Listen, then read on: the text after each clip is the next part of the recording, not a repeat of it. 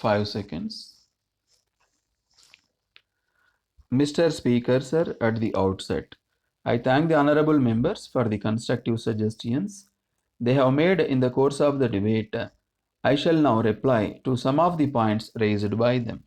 First of all, with reference to the small surplus on the revenue side, the leader of the opposition said that I had done this by decreasing the expenditure.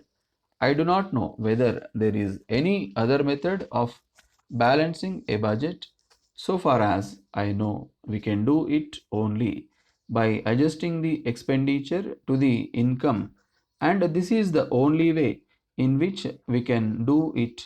But I have to point out that we have still to meet our capital expenditure, and for this purpose we require the assistance of the center. As far as revenue expenditure is concerned, we cannot go on having deficits year after year. As honorable members are aware, for the last 3 years we are having deficits and it is necessary to balance our budget. That is why I have tried to balance at least the revenue budget. In this connection, I am glad to say that the Finance Commission has gone into the question of the revenue expenditure on account of the developmental expenditure of the states. So, it has made some revenue resources available to the states. There was money which was available to the center. Now it has been allocated to the states by the Finance Commission. To that extent, I will be able to cut the assistance which we have to give under the plan. If this is done, we will gain to some extent by the recommendations of the Finance Commission.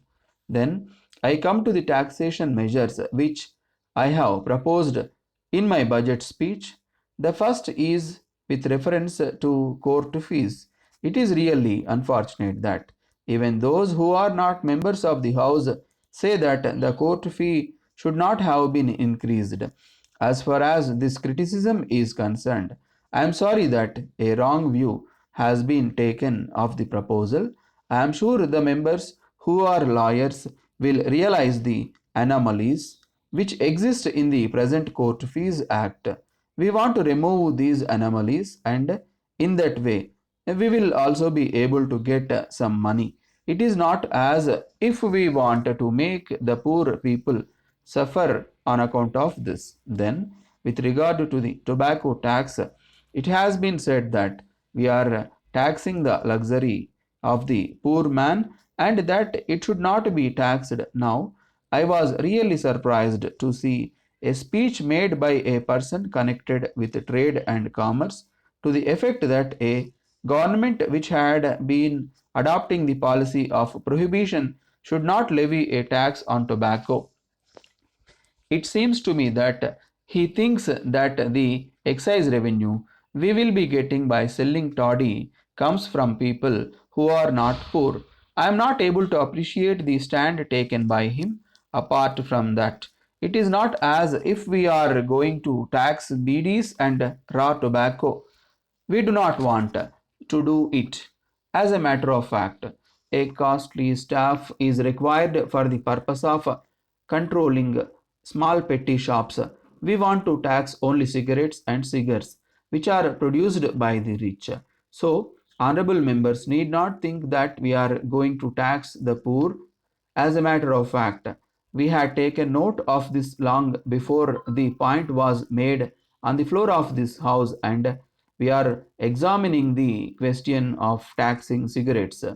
That is under examination, and as soon as it is over, we will be able to place the measure before this house even during this session, so that we may be able to get this income by taxing cigars and cigarettes also. So in this respect, I am sure honorable members will be happy. Many points have been made by members with reference to their constituencies. It is not possible to deal with them here. At the same time, I may assure the House that we have instructed the various departments to take note of the points made by the honorable members and place them for final orders before us. If any points are made with reference to any matter, which has been raised on the floor of the House, I am sure that whatever is possible will be done.